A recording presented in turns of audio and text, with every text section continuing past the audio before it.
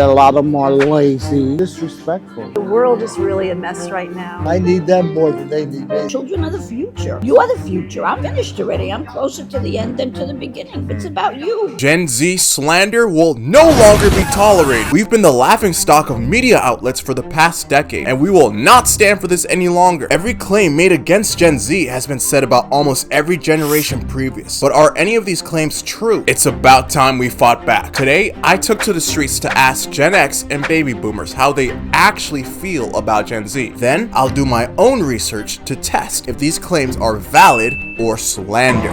Starting with number 1. Whiny, weak youngsters who don't understand how the world works. Work harder. Do better. This is the snowflake generation. They have the work ethic of a dead salamander. Objection! The claim that Gen Z is inherently more lazy than any other generation is rooted in cognitive bias and lack of context. Let me explain. In order to understand this, we have to look at the psychology behind generational conflict in general. The kids these days phenomenon is as old as time itself. It's the illusion that children in the present are significantly different and worse than how children were like a generation or two ago. It's kind of like those people who base their entire personality on the fact that they grew up in the 90s and they swear on their life no one born beyond the year 2000 knows what having a childhood is like. Like, whoa, okay, buddy. Y'all see one orange couch on TV and don't know how to act. Sometimes you just want to hit him with a nobody asked. So why do some people believe that the next generation will always be worse than the last one? For 2 reasons: memory bias and our tendency to overly criticize others in an area that we are already good at. To some extent, we are all a victim of memory bias. Our ability as a human race to recall events accurately with memory alone is flawed, which is why court cases can't be solved by eyewitness testimony alone. The longer the time gap between the actual event occurring and when you try to recall that event as a memory, the more opportunity you give yourself to forget specific details and or to have your memory be manipulated to fit your current beliefs, also known as selective recall. For example, if you already believe you had a harder childhood than kids do today, you're more likely to only recall memories that justify that belief. So it's more accurate to say your belief came first and you select past experiences to justify it rather than saying your belief came from your experiences. Now, I was born in 1999 and I grew up watching 2000s TV. And if you grew up with me, you knew we had some bangers. I'm talking that I ran home, eyes glued to the screen, posture erect, waiting for the next Kids Next Door episode to drop. And I used to look at kids TV today in disbelief that they'd feed the youth such garbage. But I can't lie, after learning about memory bias and looking back at the full roster of shows we were given as a kid, we probably had more misses than hits, because there is no way you're telling me this was prime TV. The second characteristic of the kids these days effect is the tendency to overly criticize others who are lacking in areas we are already good at. Have you ever had to train a new employee at your job and you are angry because they keep messing up at things from your perspective seemed basic? Or have you ever played a game or sport that you're really good at against someone that was complete garbage and you nitpicked everything they did to the point that how bad they were actually started to offend you? If you're already really good at something, you tend to be overly judgy. And the problem with this is that even if we try to relate and attempt to think back to how we were when we got started, we still only do so through a lens of how we are today. And you start saying things like, I remember struggling too, but I was never that bad. If you're an older generation, you are in a completely different stage of your life than Gen Z. Whether you have a family, kids, or anything else, you objectively have more responsibilities in your life currently. And majority of you guys are well into your careers already with 10 plus years in workforce. You're already used to the idea of sacrifice and hard work. Obviously, if you look at a younger generation who barely just got out of college and yet to experience the working world, we are going to look lazy in comparison, because you're not comparing us to how you were back then. You're comparing us to how you view yourself now. Y'all are grown adults making fun of kids with significantly less experience than you. We just got started. Shut up! But don't just take my word for it. Take it from Joseph. Yeah, and he's about to drop some fire wisdom. No, I mean, well, obviously, people make a remark, but if you make a remark, you don't have anything better to do. Empty barrels make the most noise. Jeez, Joseph. Joseph must have been a chef at some point, because he definitely cooked. And now we have another woman giving her perspective. We're all of those things all the time anyway. Although we like to think not. Right. Everybody is prejudiced about everything all the time. And it comes from ignorance Right. and from fear of Right. the unknown. So I think from time immemorial, older people always thought we did it right, they're doing it wrong. You know, we walked 5 miles to school in the snow. You know, the whole old story. But I think it just keeps repeating itself over and over and over again. And gosh darn it, she's correct. The amount of older people I see romanticize their past and using how hard they work as a badge of honor to justify their argument that Gen Z is lazy. It's kind of alarming. We were taught work. We had chores. I first grew up in Wisconsin and most of my schoolmates were the children of farmers. They were up at 5 a.m. milking cows or gathering eggs. I didn't escape a life of work. My father owned a honey business and I remember at 5 years old putting together frames for the hives. We were taught how to work and it was a fact of life. I never resented it. If we got lazy and did a lousy job, our father would make us do it all over again. It taught us to do the job the right way the first time. All my employers reaped the benefits of my upbringing. Lots of things have changed, some for the better, some for the worse, but I can't help but see the worst. This is not a better world. This is actually a worse one.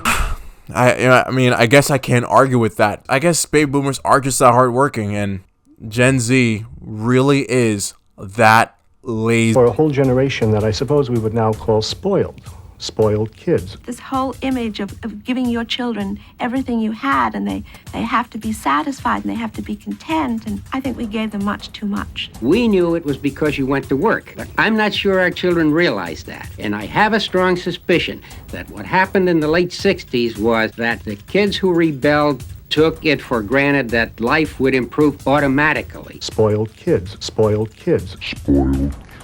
Spoiled? But that doesn't make sense. Baby boomers are supposed to be the hard-working generation. Gen Z is supposed to be the one that's lazy. Actually, now that I think about it, here's an excerpt of an article I found that proves just how lazy Gen Z is. Everybody was getting too darn lazy, and nobody wants to work anymore. That's the truth if I ever heard it. You see? I knew it.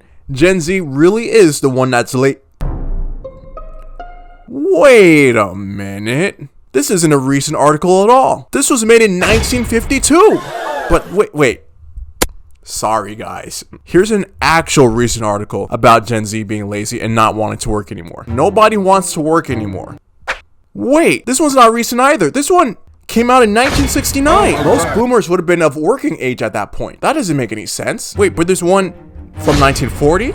1922, 1905, all the way back to 1894? Actually, there's an entire list of adults saying the same exact thing throughout history. How could it be possible that every generation at one point or the other was considered to be lazy or entitled? Well, there could only be one explanation. Either every generation in their adolescence is just lazy by default, and they wait until some arbitrary time in the future, and they stop being lazy all of a sudden, or everyone who holds that belief is a victim of their own bias. Truth is, there are way too many factors to determine the work ethic of an entire generation. For example, a baby boomer who grew up on a farm and a baby boomer who grew up in the city literally lived two completely different lives and have two completely different work ethics. But the same exact thing applies to Gen Z in those same scenarios as well. The problem is that these people believe that the youth don't want to work, while not understanding that as society advances, the standard of how we work changes. The silent generation, born and lived through the Great Depression and World War II. Growing up with the patriotic values of fighting for one's country, they valued loyalty over everything else. So the standard of work at the time was stay loyal to one company until retirement. Baby boomers were born in an economic boom shortly after World War II ended. Their optimism due to this post-war economic success made them more likely to take risks, and for the most part, job loyalty actually paid off back then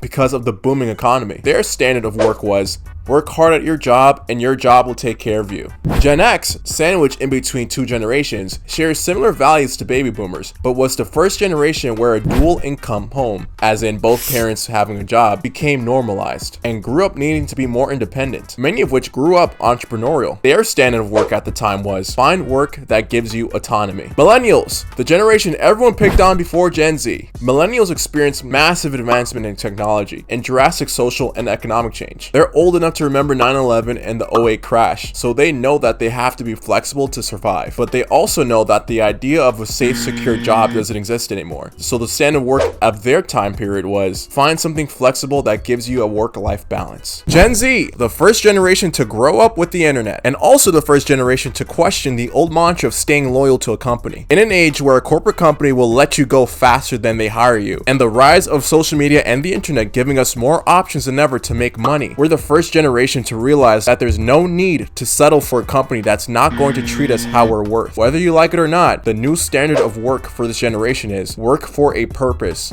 and don't settle for less. Gen Z is not lazy. We have more options and the standard for work has changed. Regarding the first claim, is Gen Z lazier than other generations?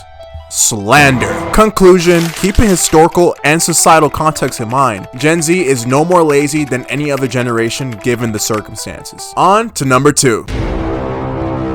Generation Snowflake. This is the snowflake generation. Is Gen Z soft? Come to call Generation Z, referred to as the snowflake. We have a group of people entering the labor market that are snowflakes.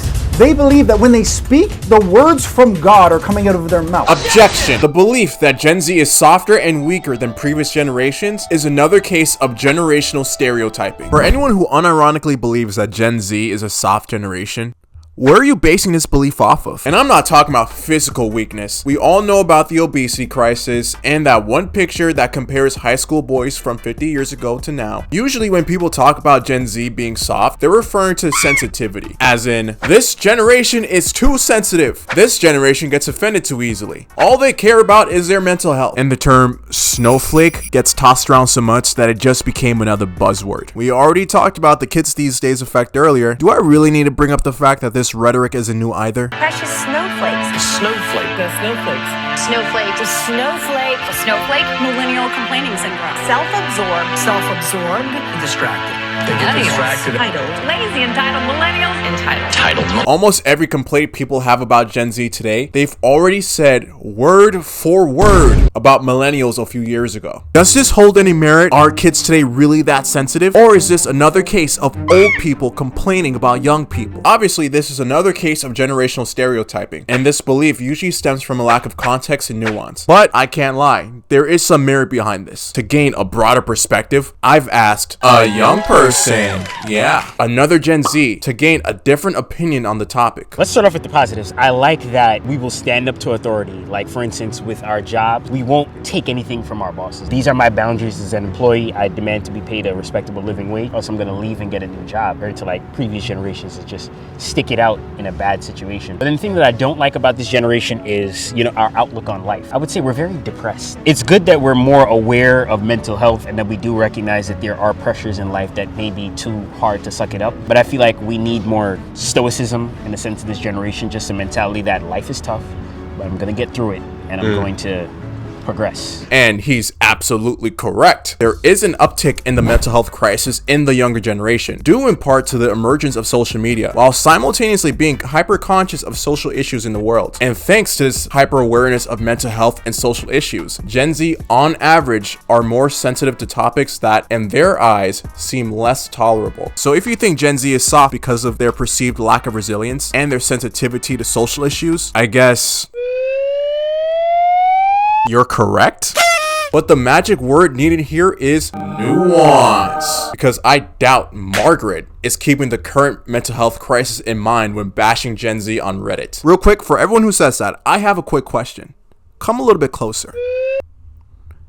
Have you spent any considerable time with Gen Z? I have very little interaction with the younger generation. I don't have children. I don't have grandchildren. Okay. So I basically have nothing to do with the younger generation. So it's you. You're it. Do you feel there's a pattern of the older generation hating or disliking the younger generation? Say only if they're not in touch. But if the older generation has grandchildren that they are in touch with, that would be a different answer. This is important for many reasons because perception is everything. Typically, our Our view on a particular group of people is based upon the amount and what type of exposure we personally have with said group. Let's say you have very little interaction with a certain group of people, as in you never or rarely hold conversations with them and you don't have any of them as friends. But the only times you are exposed to a person of that group, you see them being loud and obnoxious. And you look online and see 1 or 2 videos of people of that group also being loud and obnoxious. Based on that limited exposure, it's likely you'll assume all people of that group are loud and obnoxious, while ignoring the possibility that maybe only a small percentage of people within that group actually behave that way. But if your only exposure is that small percent, you'll think everyone acts this way. And the same works on the opposite end. If you are a part of a particular group of people, it's common to think, why are people of my